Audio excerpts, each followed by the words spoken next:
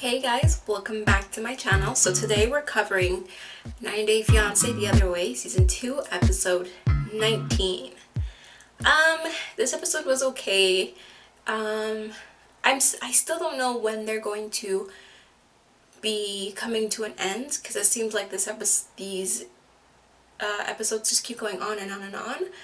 And I don't remember a season lasting this long. So with that being said, let's jump into it. We're going to first start off with Jenny and Sumit. So he's finally divorced and they're going to plan the ring ceremony. One of the things that happens during this time is coronavirus. And they're currently at the time they were in lockdown. And because Sumit is diabetic and Jenny is old, they both have to be very mindful of what's going on and to make sure they're healthy, to make sure they stay indoors. Jenny's kids are obviously concerned about what's going on, but as far as that goes, there really wasn't much for their segments.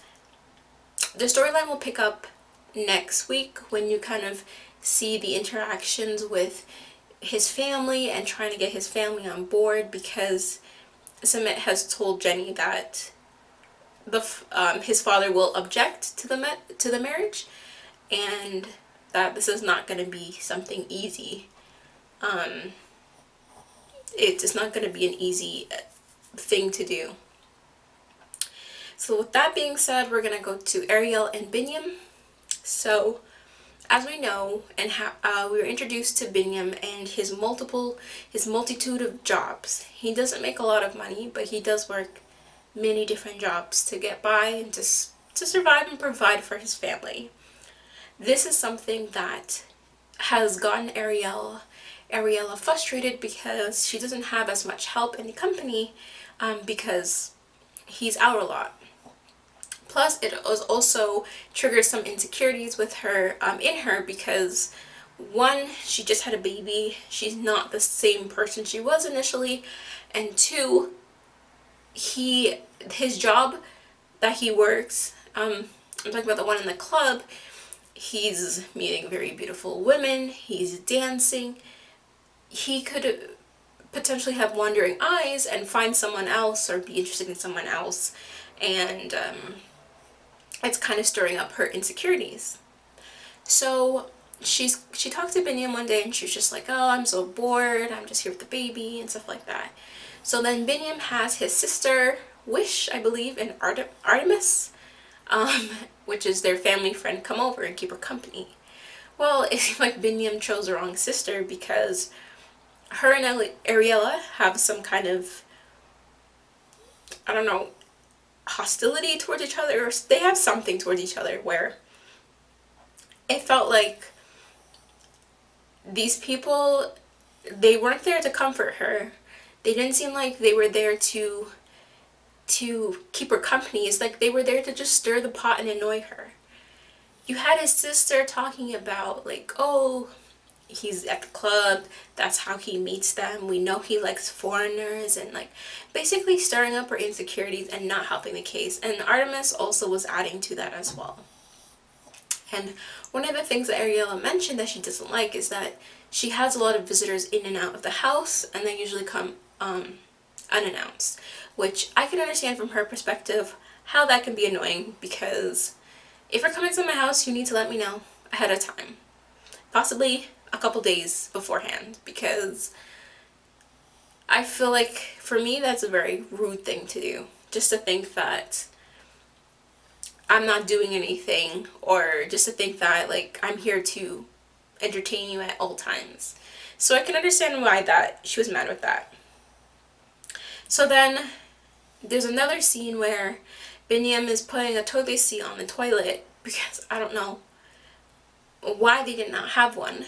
And Ariella goes in there and says like, hey Binyam, like, you know, you're gonna meet my dad. And she does the exact same thing she hates when people do to her.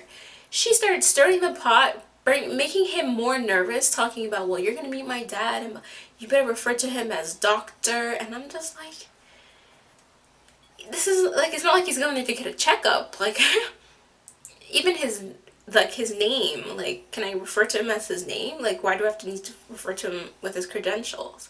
Like, it seemed really weird how she was just like, can you like practice what you're gonna say, practice the line, like practice. Like, I was just like, you're not helping things. So then, because of her insecurities, something she does a lot is she goes through his phone. So she would go through his phone to check. She would even call numbers. And she's like very suspicious of him. She doesn't trust him at this moment. So they're talking and stuff. Binyam is not always listening to her, so I also do understand from her point of view, because I don't know if it's the English barrier or because she comes off as annoying, he kind of tries to tune her out. But he's not really listening, and he's on his phone, and she's like, give me your phone. And she doesn't ask for it in a nice way. He's not giving it up.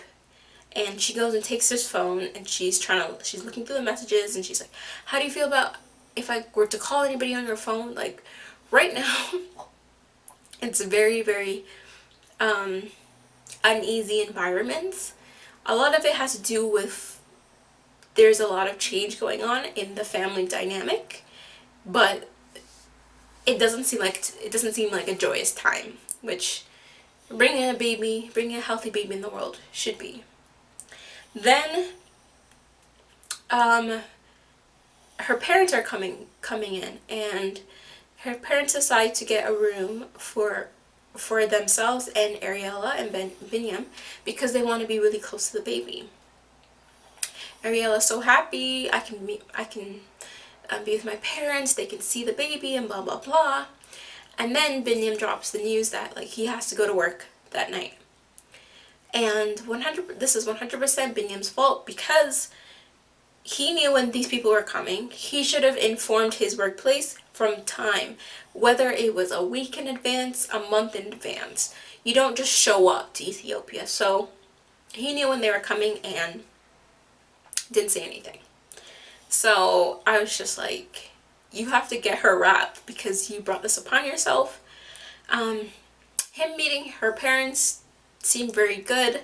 Ariella made her dad seem like this like tough man, tough guy, and he was literally like, thank you and blah blah. No, don't call me doctor, call me like, I don't remember his first name, call me blah blah. So she was being over the top for no reason.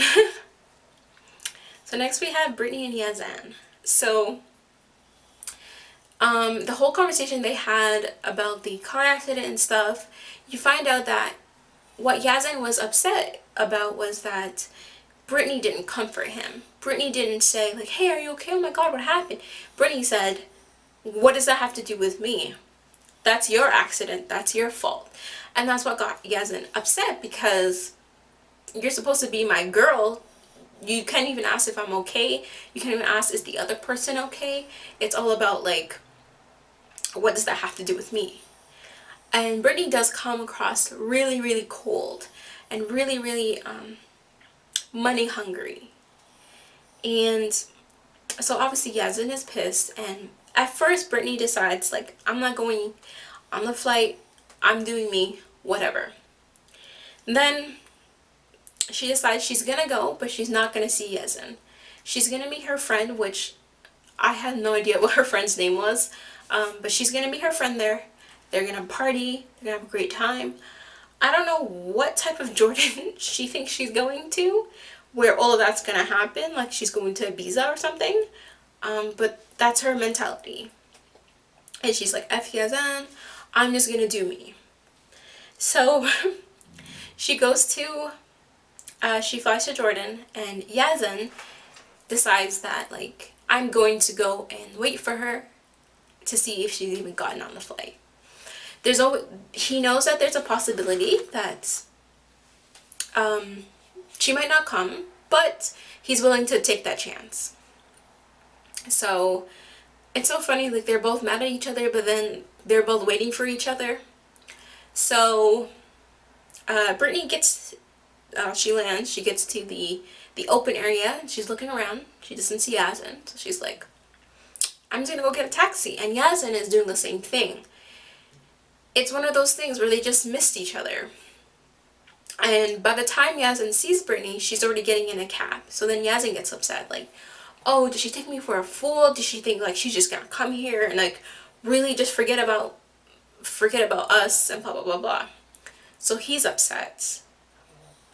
Brittany's upset as well. She gets to the hotel because she's not staying with Yazin anymore, and she just waits for her friend to arrive. So her friend arrives, and her friend seems so level-headed. The things she was saying, I agreed with her 100%. I do like that she brought up Brittany's weaknesses and her downfalls of just kind of being very defensive at all times. And her friend was just like, hey, maybe we should calm down. Maybe we should just think about this, because I also came here, so I do want to meet Yazin. I didn't come here for no reason. And she's always just like, F Yazin this, I don't care, I don't care. But you could tell that she does kind of care. They decide to go and, I guess, see Jordan, go to a market. And she goes to the market, and one of the things that her friend mentions before they leave is like, hey, are you going to cover up?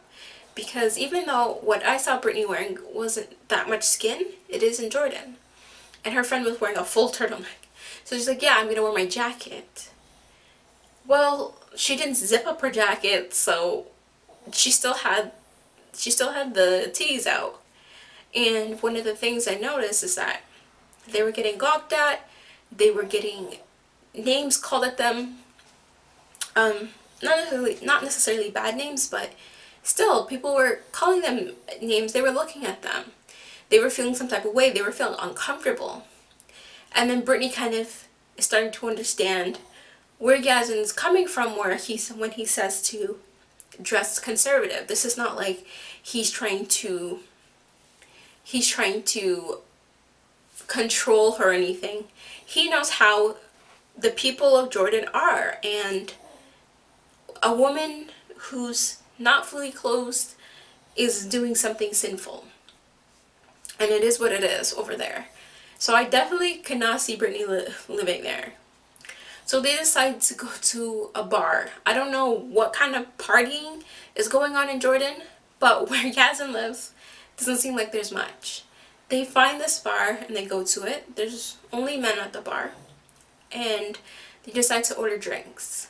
Well, I didn't realize, but apparently Brittany was tipsy and decided that she misses Yazin and she wants to call Yazin. She's one of those drunk girls that like make stupid decisions and like call their exes while they're intoxicated. So she calls him and he answers, and they're all being nice to each other, they're being lovey-dovey, and he asked her like, hey, where are you? And she's like, I'm downtown. He's like, send me your location, I'll come pick you up. So it's like, okay, great. The thing is, Brittany's a lightweight and she's technically drunk. So Yazin doesn't like when she necessarily drinks, so we'll see what happens between them. But it's like another fight waiting to happen. So next we have Devin and Jihoon. So there really wasn't much with them. Devin reveals that she was pregnant at one point, but she experienced a miscarriage, and Jihoon has been there for her, taking care of her and the family. And they seem to be at least like kind of okay during this time.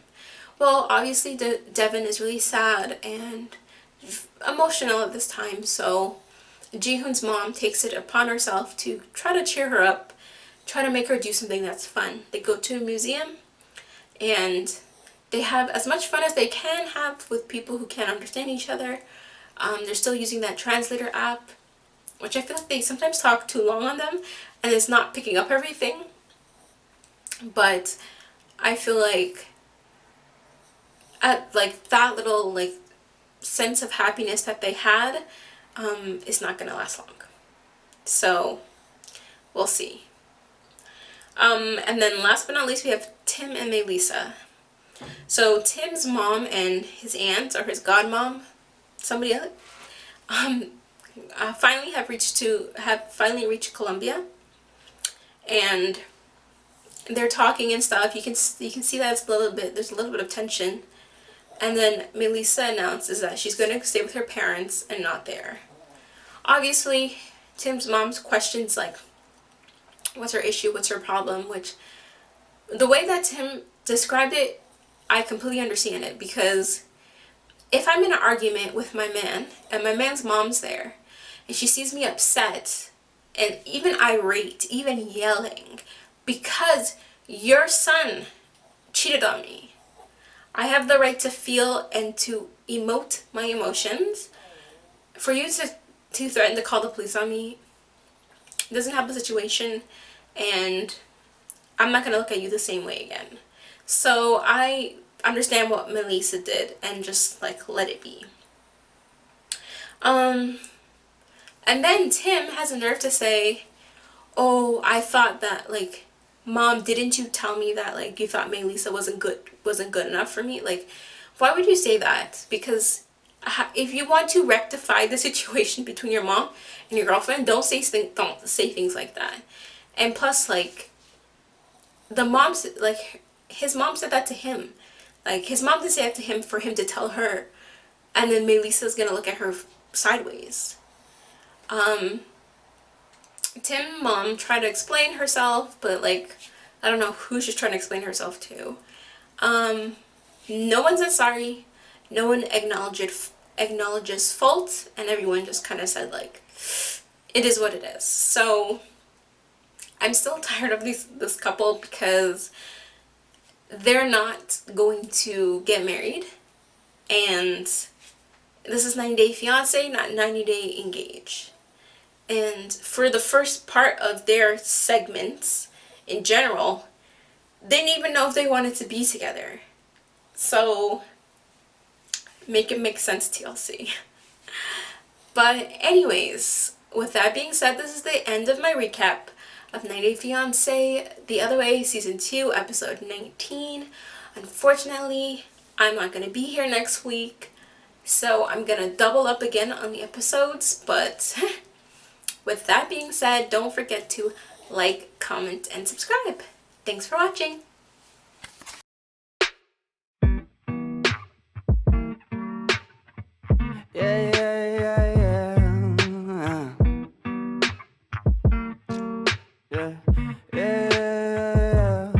I'm just a dumb cunt, fucking sick and tired of it. Maybe I could front love, maybe I could buy a zip, maybe I get fucked up. Next time I could save some. Why it's gotta be like this? Why it's gotta be that way? Put it inside. Feel so rise up, banging on that loud.